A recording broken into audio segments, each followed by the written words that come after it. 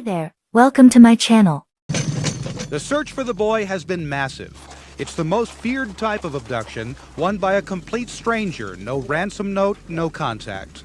This is where it happened, less than a mile from Jacob's house. It's back over that way. Jacob, his little brother, and one other boy had gone to a convenience store to rent a videotape. When they reached this spot, they saw the man dressed in black, holding the gun. Jacob's brother, Trevor. He told us to put our bikes in the ditch and lay down, and then we did that. He asked them their ages. Jacob answered 11, and these two boys were then told to run away. It makes me wonder, was the assailant, was this someone who was watching? Well, definitely he saw the boys, but was it pre-planned? Was he watching them beforehand? Like, was he watching their home? Had he scoped out Jacob for days? Because it seemed like he was targeted. It seems like his focus was directly on Jacob. So this makes me wonder. Before Jacob was taken, a 12-year-old boy named Jared was walking home at night in neighboring Cold Spring. This guy stepped out of the vehicle, approached me from behind, said, "I have a gun, I'm not afraid to use it." The man, who had a police scanner in his car, drove Jared to this remote site, sexually assaulted him, then let him go. I was dropped off and told to run, don't look back or he would shoot. It's a threat almost identical to the one described by Jacob's friend, Aaron. He grabbed Jacob and then he told me to run as fast as I could into the woods or else he'd shoot. For Jared, the weeks after the Wetterling abduction were filled with grueling interviews with law enforcement. They brought me to a point where I broke down, where I mentally broke down, just physically exhausted, and I didn't have the answer, and they wanted the answer, and I couldn't provide that. So my parents made that decision that we should move. Jared left Cold Spring. Section 3200. In a federal courthouse, Danny Heinrich described in detail how he says he kidnapped and sexually abused the young boy. According to reporters in court, Heinrich told the judge, "I was driving on a dead-end road. I noticed 3 children on their bicycles with a flashlight."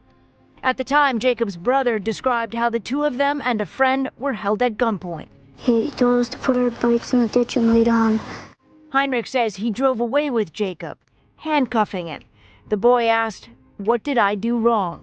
Heinrich told the court he sexually abused Jacob and then shot him at the edge of the woods. Investigators did question Heinrich at the time, but there was never an arrest. It would take nearly 3 decades for a break in the case. Heinrich's DNA discovered on a sweatshirt of another victim abducted around the same time. Police searched his home, leading to an arrest on child pornography charges. After almost 27 years, Danny Heinrich was willing to talk, and we had to grab the moment. The 53-year-old told police where he buried Jacob's body in exchange for not being charged with the murder. Heinrich still faces 20 years in prison after pleading guilty on the pornography charges. The Wetterlings agreed to the deal to bring an end to their tireless search. For us, Jacob was alive until we found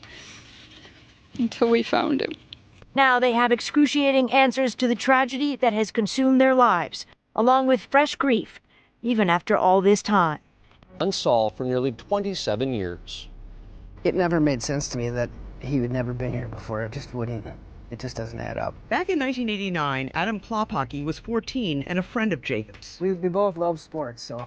Adam's story of what happened to him and a 12-year-old friend 6 weeks before Jacob was taken on the same street, walking home from the same convenience store, is now a major section of a lawsuit against 3 key Wetterling investigators. As the 2 boys walked down this street in September of 1989, a speeding car began following them. He seems like he's doing 60, 70. We started running. They ran into Adam's friend's open garage and cowered there as the car pulled in and sat there, its high beams pointing at them. We're just sitting in the driveway, like, what's going on? This is crazy. And then he backed up into that person's driveway. The car stayed several minutes and then left.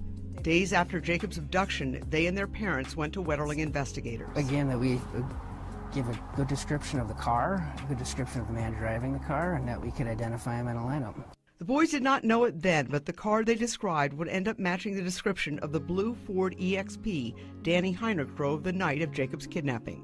And in 2015, when Adam finally saw his 1989 statement to Wetterling investigators, he was stunned to see his description of the driver match that of Danny Heinrich. Do you think it was Danny Heinrich? Yeah, I do. Despite the fact that Danny Heinrich was almost immediately a prime suspect in Jacob's case, Adam and his friend never took part in any lineup. For 15 years, Adam tried to stop thinking about what had happened. But then in 2004, he saw a news story. Investigators had a new theory. They had become convinced Jacob's kidnapper was on foot, not in a car, and there was a new suspect. We've learned investigators are again questioning an area school teacher. Investigators had turned their entire focus to investigate band teacher Dan Rassier. The televised story contained a plea from Patty Wetterling for information. And I saw Patty come on the news. That was the kicker. And so in 2004, Adam again came forward about what happened to him in 1989. And did you tell them you thought it was the same guy? Yeah. And what happened? I wanted them to come with me so I could show them, our route and what we did. They didn't want to do it. Aaron Lars Heinrich's shoe prints and his car's tire tracks were consistent, but not a scientific match to the prints and tracks found at the Wetterling abduction scene. Jared Sharrell's attack was preceded by assaults on 8 boys in Paynesville in 1986 and 1987. Those cases were never solved, but investigators believe they are connected to Heinrich. You can only put in the back of your head, you can never get rid of it. Troy Cole was attacked and sexually assaulted a block or so from his own front door 3 years before Jacob was taken. Riding my bike home one night, and next thing you know, you got a knife to your throat. Not knowing if you're gonna live or die. When you're 13, it's kind of scary. Cole says he and 7 other boys who reported attacks in the late 80s weren't taken seriously by Paynesville authorities. I gave a statement to city police here that night that happened, and I never heard anything back from anybody. In a document made public last year, it was revealed that Paynesville's then police chief, Robert Schmaginski, contacted the Wetterling investigators in January of 1990 about the Paynesville cases. He told them Danny Heinrich, who lived in Paynesville at the time, was a suspect. In 2014, WCCO asked Patty Wetterling if she had known about the Paynesville cases. She said, "We did not know." And I think the world of them, because they're how they kept it together for this many years, not knowing what happened to their kid. With all of the 8 Paynesville attacks happening before Jacob was taken, Cole believes Jacob could still be alive today. But he is relieved he has been found, after sources say 53-year-old Danny Heinrich led the FBI to the boy's remains. I was shocked that he actually did talk and finally came forward and let the Wetterlings have closure. Relieved for the Wetterling family, but Cole is still left with anger and sadness over what he believes could have been. There's only one unanswered question now that I want to know is why didn't they do anything about it? Is January 5th, 1990, before this lead sheet is checked out by a St. Cloud officer assigned to the task force. Other documents showing investigators wrongly pursuing leads from other states and even psychics until mid-January, when the focus finally turned to Danny Heinrich. Investigators gave Heinrich a polygraph, placed him under surveillance, and brought him in for a lineup. But that strategy also falling short, the sheriff said, by only bringing in the Cold Spring victim, not those from Paynesville or St. Joseph, and not having the men speak, despite the noted distinctive voice of the suspect. There were tire prints, shoe prints, and worst of all, the sheriff said, a botched interview with Heinrich. There is just a brief glimpse of the back of Danny Heinrich getting into his red 1987 Mercury sedan. A hidden camera and microphone capture his conversation with a reporter. Heinrich says he doesn't know where he was the night of Jacob's abduction. I don't keep track of last week or the week before. It's probably home. In 1996, investigators showed WCCO this image of a footprint from Jacob's abduction scene and told us that it was consistent with Heinrich's shoe print. And they said this tire track was consistent with the tires on Heinrich's blue Ford EXP. During the interview and in transcripts, Heinrich says in 1989 and 1990, he was under surveillance for months. It was pure hell. This original January 1990 search warrant shows investigators search Heinrich's Paynesville home looking for Jacob, his clothing, a gun, and any evidence to show where he was on the night Jacob disappeared. They also looked for evidence from an earlier abduction in January of 1989. In that case, 12-year-old Jared Sharrell of Cold Spring was abducted, sexually assaulted, and then let go.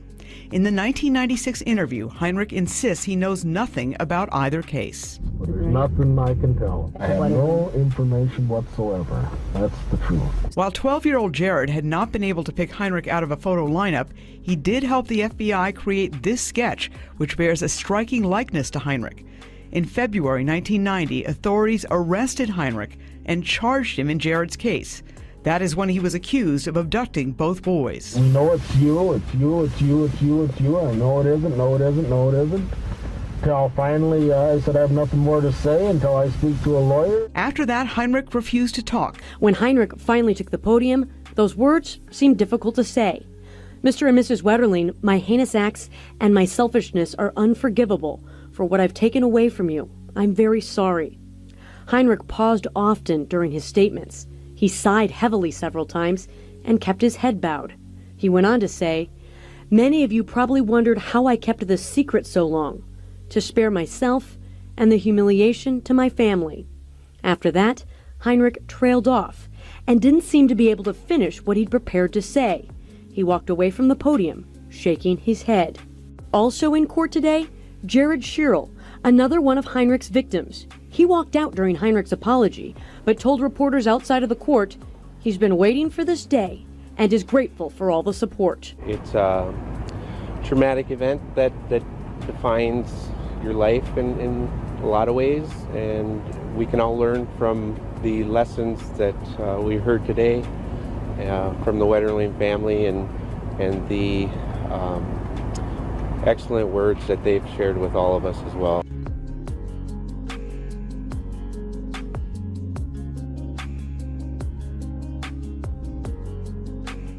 In prison for receiving child pornography.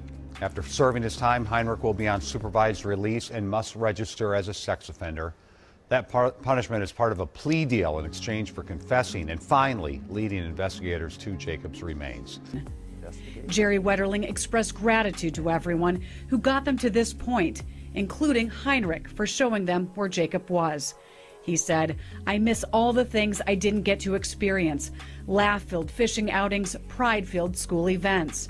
Patty Wetterling relayed the magnitude of pain inflicted on her family, saying, "My heart hurts for Jacob and all he went through that night. It keeps me awake at night." To Heinrich, "You didn't need to kill him. He did nothing wrong. He just wanted to go home." Heinrich said he is truly sorry for his evil acts. Mr. and Mrs. Wetterling, the heinous acts, the selfishness are unforgivable for what I have taken away from you. I don't know what else to say. I'm so sorry. My whole name is Jacob Irvin Wetterling. My favorite food is steak. My favorite color is blue. My best friend is Aaron Larson. I don't really have a favorite song.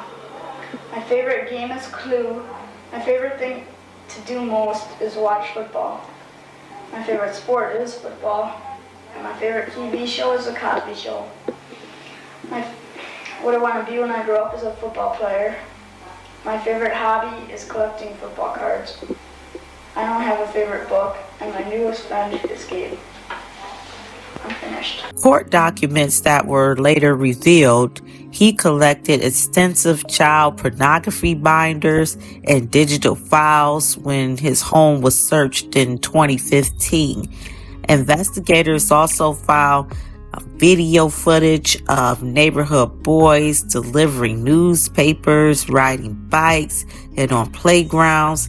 He sometimes filmed zooming in on private areas. What a sick-ass dude. And a collection of boys' clothing was also found in bins at his home. Oh, this guy never needs to get out of prison ever. These items, they suggested that a long-standing sexual interest in children was previously unknown to the public or the judicial penal system. And that's an understatement to say. Also, neighbors and acquaintances described his behavior as quiet and meticulous, but largely reclusive, and sometimes hot-headed or unpredictable in interactions with people. Many in the community had no deep insight into, even though some later realized his odd behavior had been visible in hindsight. And what they say, hindsight is 2020. I mean, nothing else has come up about him, but the way that this guy was praying and stalking out and looking at other young men, well, young boys and children, there's no telling who else.